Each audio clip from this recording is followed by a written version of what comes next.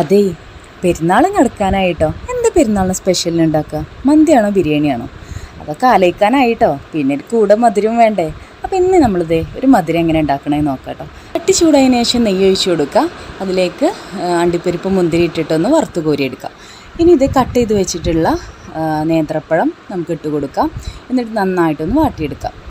ഇനി നമുക്ക് ആവശ്യത്തിനുള്ള പഞ്ചസാര ആഡ് ചെയ്യാം. അപ്പോൾ പെരുന്നാളിനൊക്കെ ഉണ്ടാക്കുമ്പോൾ നമുക്ക് കൂടുതൽ ക്വാണ്ടിറ്റി വേണ്ടി വരും കേട്ടോ. അപ്പോൾ 2-3 പഴമൊക്കെ എടുക്കാം.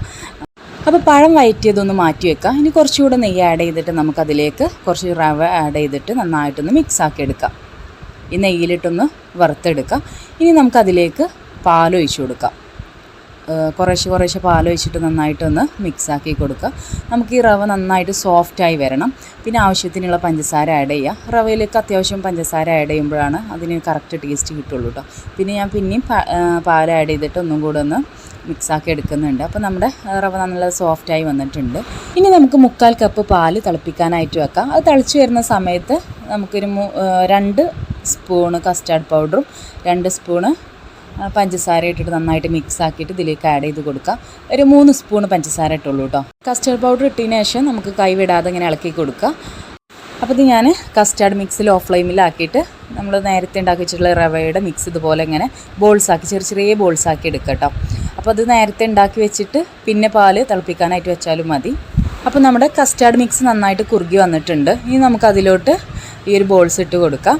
ഇനി തണുക്കുന്ന സമയത്തൊക്കെ ഇത് ഒന്നും കൂടെ ഒന്ന് കുറുകി വരും കേട്ടോ. അപ്പോൾ നിങ്ങൾക്ക് കുറച്ച് ലൂസായിട്ടാണ് വേണ്ടതെങ്കിൽ നിങ്ങൾക്ക് കൂടുതൽ ഇങ്ങനെ ടൈറ്റ് ആക്കേണ്ട ആവശ്യമില്ല. അത് തണുത്ത് കഴിയുമ്പോൾ അങ്ങനെ ടൈറ്റായി വന്നോളും. ഇനി ഇതിലേക്ക് ഞാൻ നേന്ത്രപ്പഴം നമ്മൾ നേരത്തെ വാട്ടി വെച്ചല്ലോ അതിങ്ങനെ ഇട്ട് കൊടുക്കുക. എന്നിട്ട് നന്നായിട്ടൊന്ന് മിക്സ് ആക്കി എടുക്കാം. അപ്പോൾ നമ്മുടെ സംഭവം ഇവിടെ റെഡി ആയിട്ടുണ്ട് കേട്ടോ.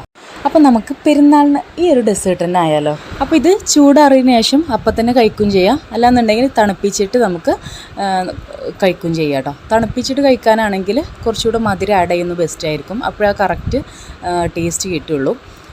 കാണുന്ന പോലെ തന്നെയാണ് കേട്ടോ. കഴിക്കാൻ നല്ല ടേസ്റ്റാണ്, കിഡ് ടേസ്റ്റാണ്. അപ്പോൾ ഈ ഡെസേർട്ട് ലൂസായി കഴിക്കുന്നതിനേക്കാളും കുറച്ച് തിക്ക് ഈ ഫോമിൽ ഈ ഒരു കൺസിസ്റ്റൻസിയിൽ കഴിക്കുന്നതാണ് കേട്ടോ നല്ല ടേസ്റ്റ് ഉണ്ടാവുക. അപ്പോൾ സേവ് ആക്കിക്കോ, ട്രൈ ആക്കിക്കോ. അപ്പോൾ ഓക്കെ, ടാറ്റ, ബൈ ബൈ.